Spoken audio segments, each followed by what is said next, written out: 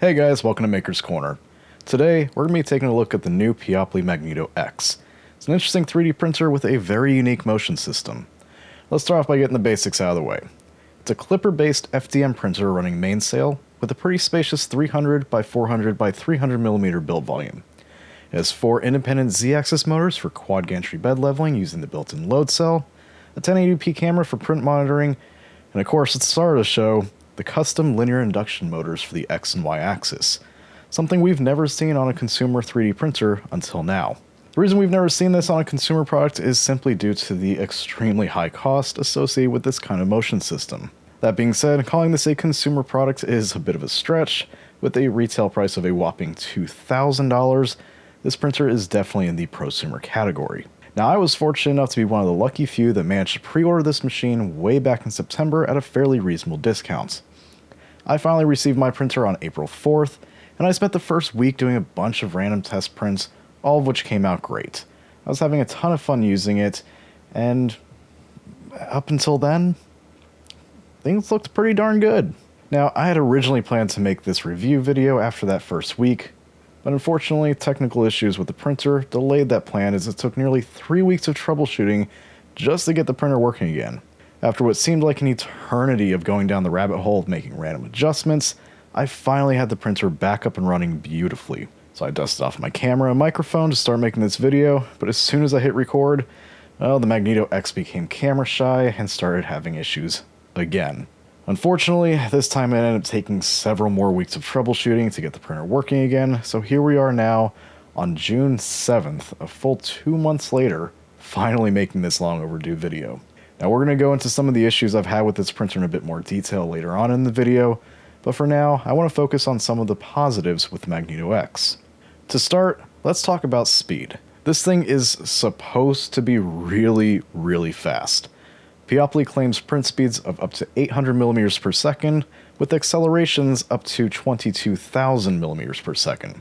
But let's be honest, just like every other 3D printer manufacturer out there, this is mostly just a bunch of marketing fluff, as you'll never actually be printing at those speeds. Realistically, you should expect print speeds in line with something like a Bamboo Lab X1 or P1 series printer.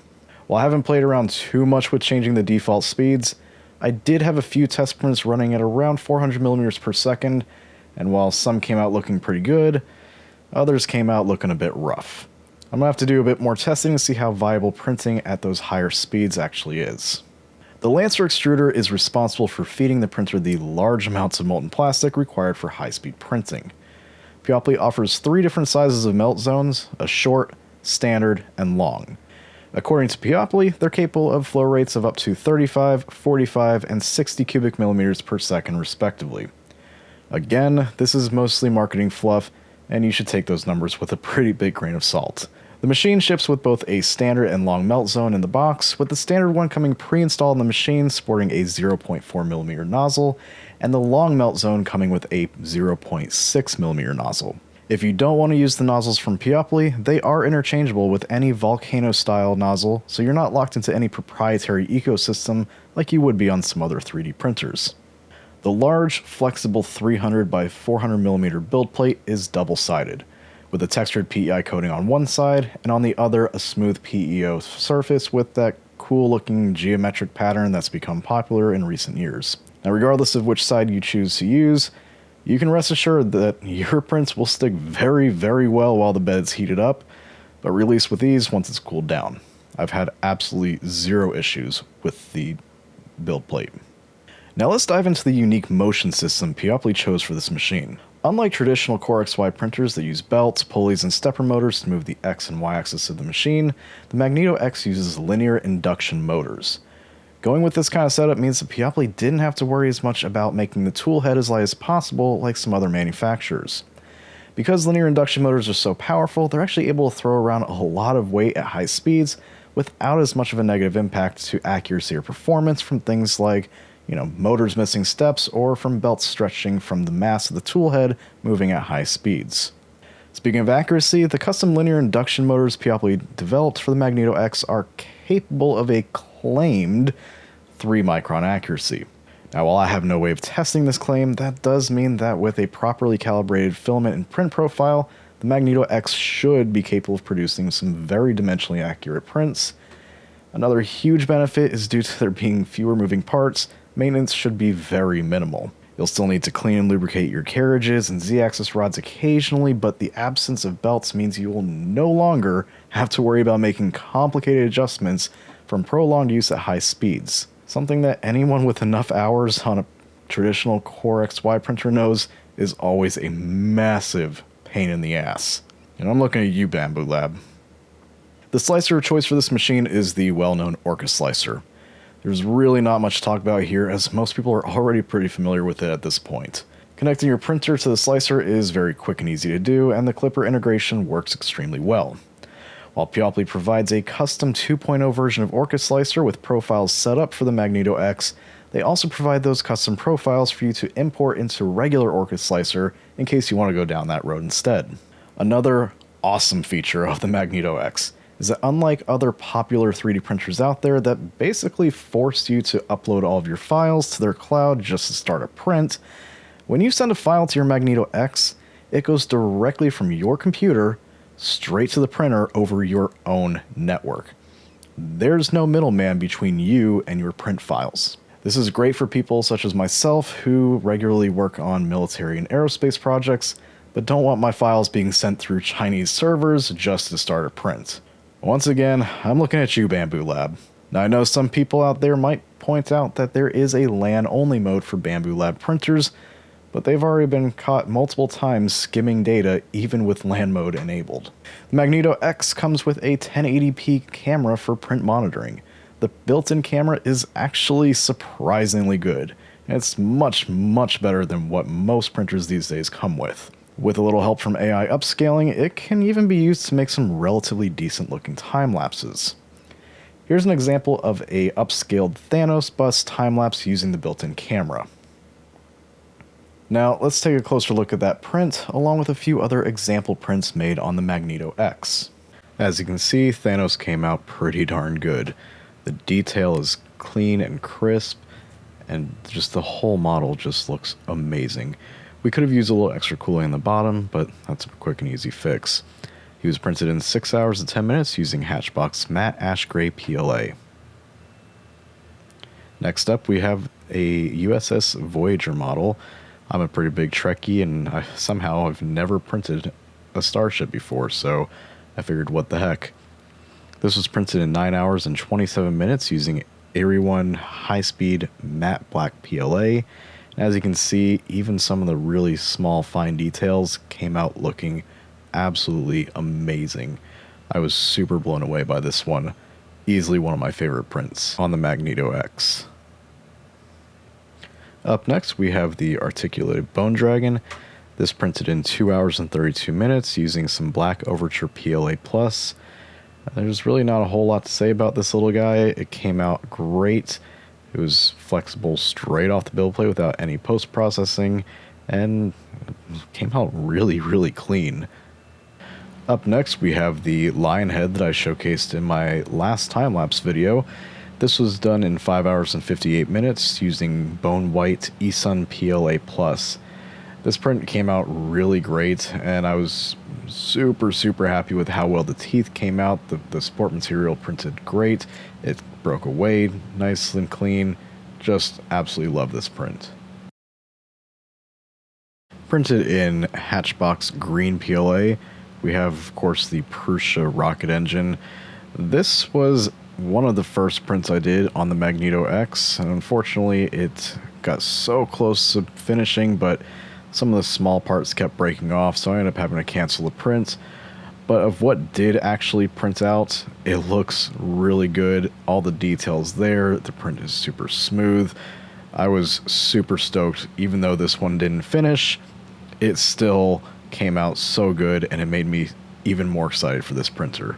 And jumping back over to eSun Bone White PLA+, coming in at 4 hours and 47 minutes, we have the super popular Thing model. I was a pretty big fan of the Addams Family, and also really loved the Wednesday series on Netflix, so as soon as I saw this on printables, it was a no-brainer. I had to download and print it, and Surprise, surprise, just like everything else, it came out really, really well. Super happy with this one. I also tried printing the Lower Manhattan model. Unfortunately, because this was printed in matte white, it didn't really show up too good on the camera. But believe me, in person, this print was really impressive, especially considering how small it is to get all this detail packed into such a small area.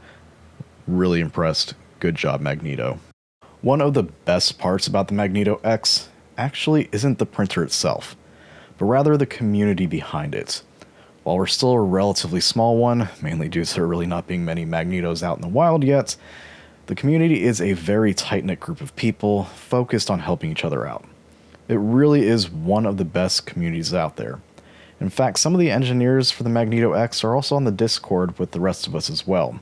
I would like to take a moment to personally thank a few members of the Discord who have been a massive help, not only to myself, but to the entire community as a whole.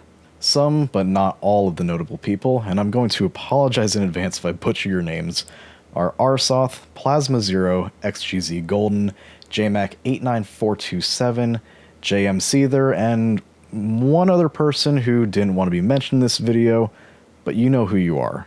Thank you. I would also like to thank Vin from Peopoly Customer Support and Noah from the Magneto X engineering team, who I've had the privilege of working with as they helped me to solve some of the issues with my Magneto.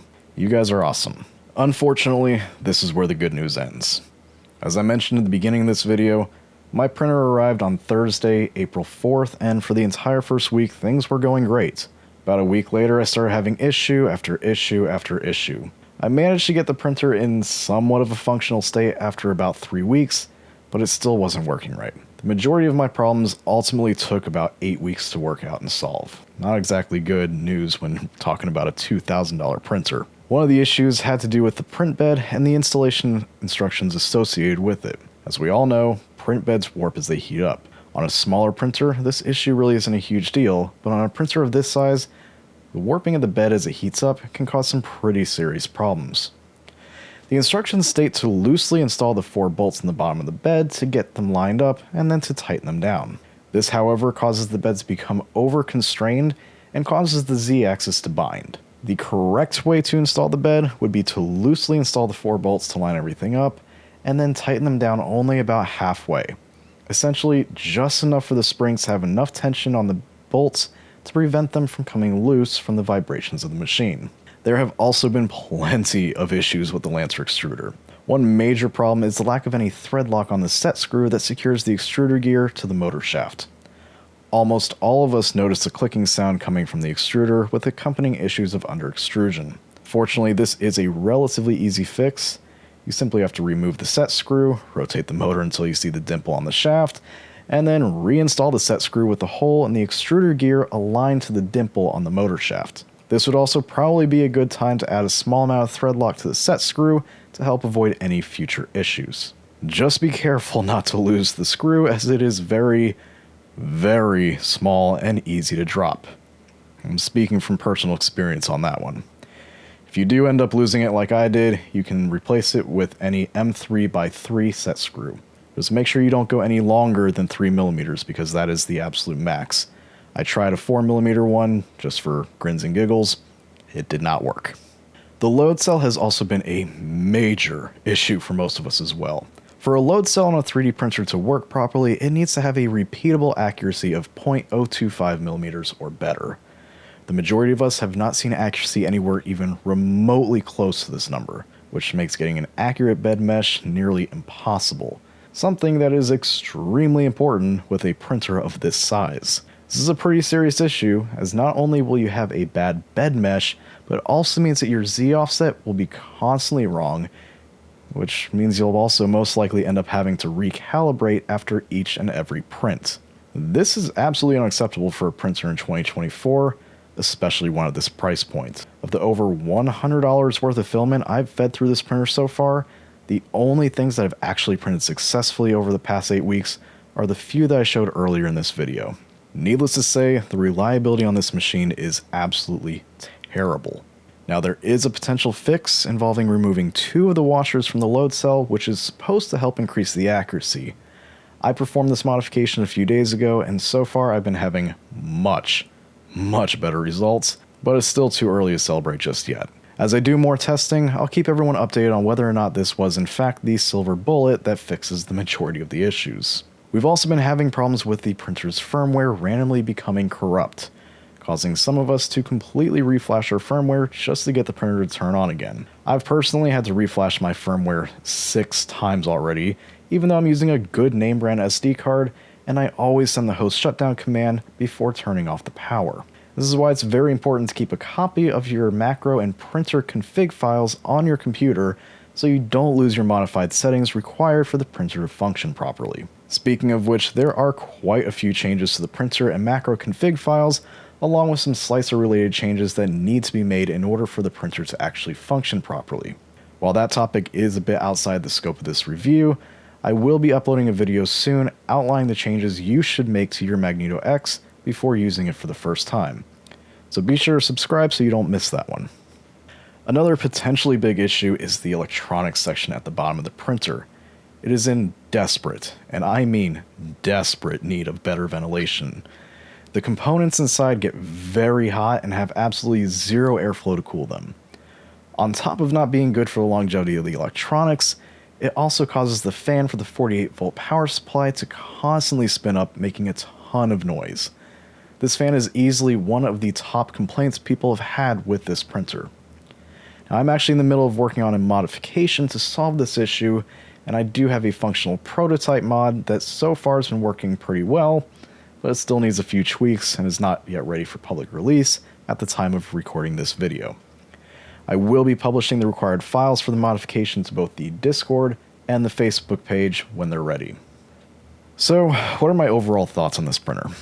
Well, the Magneto X has a lot of potential, but it suffers from an extreme lack of reliability and polish, especially at this price point, and I absolutely would not consider this machine to be production ready.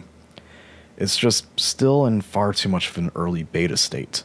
However, if you've got $2,000 burning a hole in your pocket, an overabundance of patience, and have the time, experience, and a fairly advanced knowledge of Clipper and FDM printers to fix and overcome all the shortcomings, well, then the Magneto X might just be something worth looking at. But if you want something that's reliable and doesn't require constant tinkering just to make it work, then you should probably stick with something from Bamboo Lab, Cheedy, or FlashForge. Peopoly, if you're watching this video, I strongly urge you to temporarily stop any new sales of the Magneto X until you've had enough time to fix the large number of issues that this machine still has. I would hate to see the good reputation of your brand tarnished by what has obviously been a completely botched product launch. Now, I still believe in Peopoly and their ability to fix the Magneto X, but it simply is not ready yet. I genuinely look forward to seeing how the Magneto X grows and evolves from its current relatively experimental state, and would love nothing more than to see Peopoly continue their efforts into FDM, as this printer, while definitely being far from ready for prime time, is at least finally a truly unique departure from the relatively stagnant FDM market. Thank you so much for watching, and I hope you'll consider helping me out by liking this video and subscribing to the channel. I have some really fun project videos planned and another new printer review coming soon. So until next time, have a great day, and I hope to see you guys in the next video.